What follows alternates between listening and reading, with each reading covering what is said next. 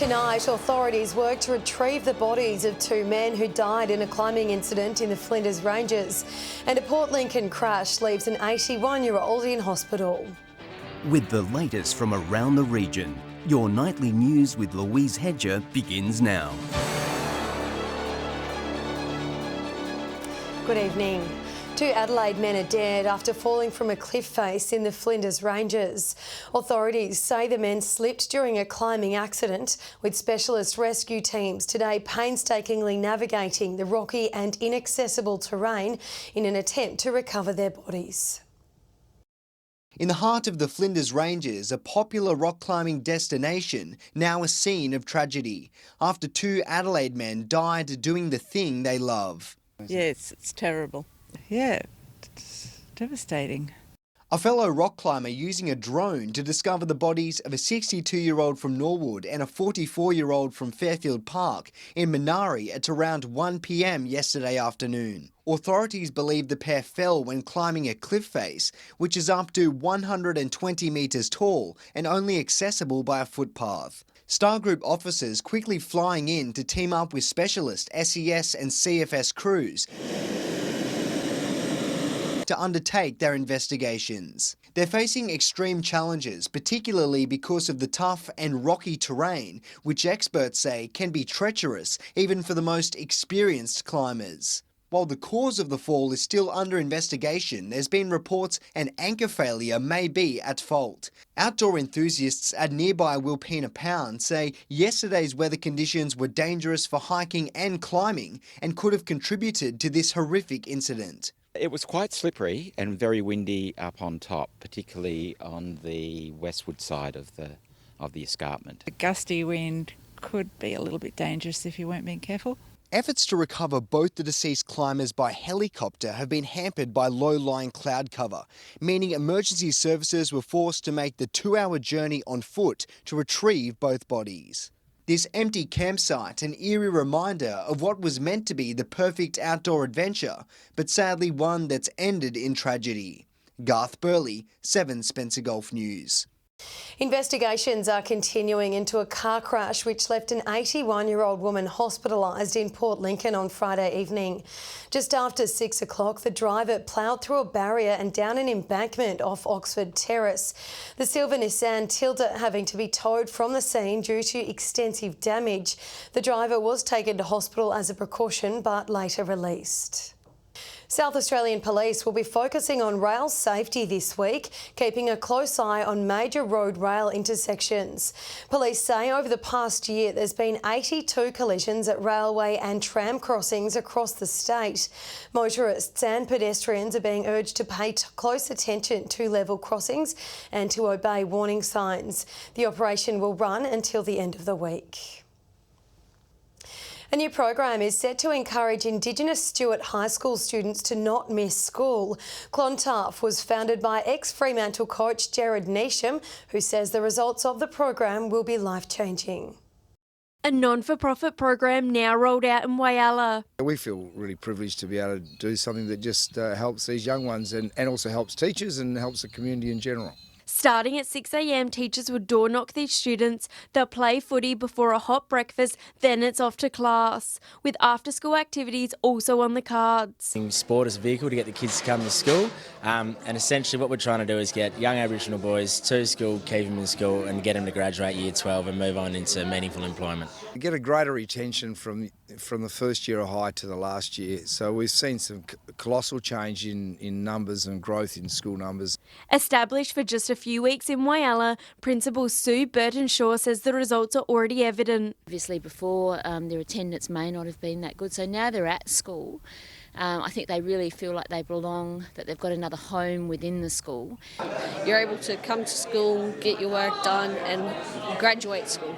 So, yeah, I'm really proud to be a part of this. And students say it's a challenging journey ahead, but one they're willing to take. I was very tired. I was very tired. Like, I couldn't even do all my push-ups. This program will continue for these students once graduating, helping them to find employment and being a supportive network. Here full time now, we're committed to the community. We're not a fly-in, fly-out program. We're here and we're here to make a change and we're really excited about it all. Shari Hams, 7 Spencer Gulf News. Port Lincoln's tuna season is wrapping up for another year with vessels offloading thousands of tonnes of southern bluefin. The Tuna Industry Association says it's now celebrating one of its best harvests in recent years.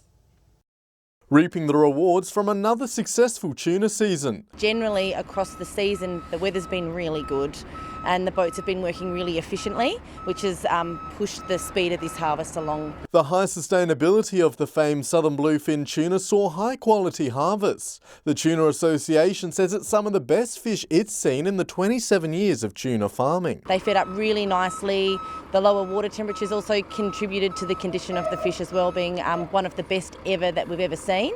The high quality and sustainable farming a promising sign for Dinko Tuna Farm, who supply local restaurants. The fishery is recovered and is sustainable, and we think that it will increase in quota in the future.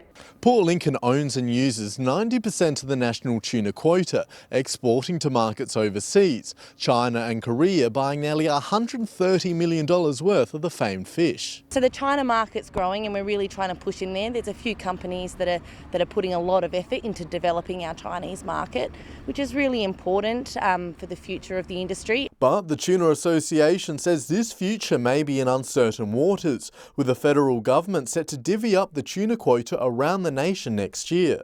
This could see Port Lincoln have a smaller slice of the tuna pie, which could put pressure on local jobs. Over 1,000 people working in the industry, so to lose, the employment that goes with the quota that's farmed and value added here in Port Lincoln would be a real shame. Nathan Regter, St Spencer Golf News. Still to come tonight, a critical health service receives more funding and locals lobby for another regional festival. Welcome back. A public consultation will be held this week for Kimber and Hawker residents as part of the federal government's plans to approve a national radioactive waste management facility in the communities. Tensions are increasing with the federal court rejecting the Barngala traditional owners' plea to stop the plans last month, with the facility task force manager to be present at the meetings. Hawker's consultation will be held on August the 13th and Kimber's the 15th. More information can be found online. Mining company Perillia has been given permission to vary the number of transport trucks it sends around Broken Hill. The company applied for the changes to the state's planning department, citing production challenges at its southern operations and Potosi mines. The approval allows the company 16 truck movements per day, averaged over the calendar year and not the calendar quarter. This will give Perillia a chance to increase transports if or output changes from month to month. The second round of Broken Hill's Community Assistant Grants is now open for submissions. The city's mayor encouraging the local not-for-profit organisations to get their entries in. $71,000 up for grabs. Round 2 is open. It closes in October. It's online, so you can go online now. The first round of community assistance grants were awarded in May. 15 applicants shared a total of $50,000. What it means is for every one of us that everyone in the community will benefit from whatever they're doing. And that's why we've developed these grants. One of the recipients was the Broken Hill Art Exchange, which used its money to fund a tourist guide. Now ready for printing, the guide will showcase the region's galleries and museums. Rather than just going to one central place, there's a whole range of different places that people can explore. And without the council, we couldn't have done it. The first edition of the guide was photocopied and had to be hand stapled. This one will be professionally printed. The Art Exchange saying the funding has gone a long way. And they disappeared almost overnight, and it created a lot of goodwill and interest in the actual art scene in Broken Hill. So we decided it was time to republish and bring it up to date. Applicants must be an incorporated community organisation or a registered not-for-profit. Entries for round 2 close in October. Have everything ready before you go online, or go online and check to see what you need. But if you get stuck, you can ring council for some advice, and they quite often will say, look, this is easy. Details can be found on the Broken Hill City Council Facebook page. Patrick Ryanke, 7 Spencer Golf News. A fundraising dinner in Port Lincoln has helped raise over $31,000 for the Royal Flying Doctor Service. The money helping fit out and purchase life-saving equipment for the organisation. a lifeline for many regional communities. The Flying Doctors responding on average to more than 900 call-outs to the Eyre Peninsula every year. It provides a huge service to statewide, and it's not something that you ever plan to use. You can plan all of these to buy these options tonight, but you don't plan to go on the RFDS. With the service helping someone every 2 minutes every day, the Port Lincoln community chipped in wanting to support the organisation, teaming up to host a cocktail fundraiser. That in itself demonstrates how important it is, and it's up to the auxiliaries to raise funds to purchase and outfit the planes. Local businesses jumping on board to donate what they can to help keep those life-saving medical professionals in the sky. The people you talk to while you're doing these functions, they all have had an experience with the Flying Doctor. They often say to us that my child wouldn't be here if it wasn't for the RFDS. The service owns 71 planes covering 7 million square kilometres of Australian outback, an important lifeline for many regional and isolated communities. The idea is to raise funds to keep the planes flying and to keep them outfitted and to keep them up to speed to what they need to be for today. Nathan Regter, 7 Spencer Golf News. Travel website What If has put the call out to towns and cities across Australia to pitch an idea for a new festival. It's their goal to encourage more Aussies to get out and explore the country, and towns in the Spencer Gulf are encouraged to apply. The Broken Hill Festival started off as an idea, celebrating the glitz and glamour of Priscilla, Queen of the Desert. Now it's been named as What If's Best Australian Festival, and this year it's almost sold out. As we've seen the festival grow each year, the ticket sales have been very strong, so we do still have some capacity available, but we're expecting we probably will sell out. What If is now looking to find the next Hill Festival. Their focus on something unique and something which can be celebrated. It just gets international, recognition and certainly domestic recognition. And, I think it's a superb example as to why Aussies would consider to go to Broken Hill. Over 1,000 nominations have been sent in for the Festival of What competition, and there's some standouts. The Festival of Shannon Knoll in Condobolin, the Festival of Bin Chickens in Brisbane, and the Festival of Chicken Salt in Gawler. Closer to Broken Hill, the Festival of Mad Max, and not surprisingly, the Festival of Cheese Slaw. The Festival of Jonathan Thurston in Townsville, and we're going big, broad and creative. No nomination will be turned away. And a recent study found average Australians have visited fewer than 1% of the 15,000 towns, cities and suburbs that dot the country. Events like the Perfect Light Film Festival and Broken Hill can give regional communities a shot in the arm. Oh, it's crazy. It's triples our trade. I put extra staff on. It's hectic. Nominations for the competition close this weekend. Submissions can be made on the What If website. The finalists will be announced on the 17th of September. Patrick Reinke, 7 Spencer Gulf News. Newly appointed TAFE SA Chief Executive David Coltman has spent much of the day speaking with lecturers at the Whyalla campus. He says this tour of the region is an opportunity to learn about individual community requirements.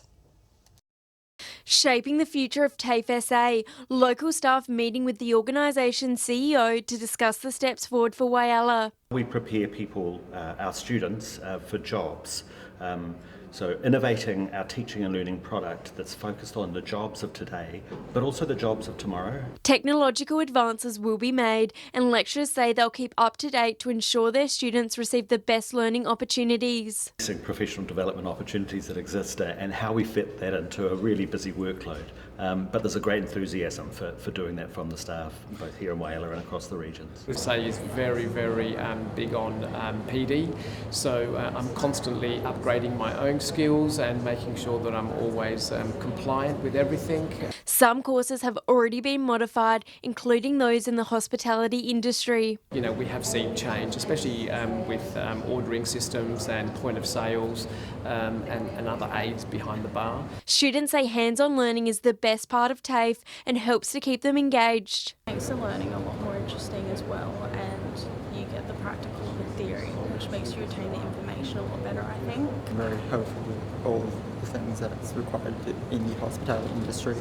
Tailored subjects just to suit those living in Whyalla may be on the cards for the future. We'll be working with the regions to understand what the needs are. Obviously, with the steel mill opportunities and new industry opportunities that are so prevalent here in Whyalla, we need to make sure that there is a skilled workforce ready to meet those needs. Shari Hams, 7 Spencer Golf News. Stay with us after the break. A look at the weekend sport, and Britt Aylan will join us with the weather. Hello again. It was a good weekend of local footy in the Spencer Golf League as finals fast approach.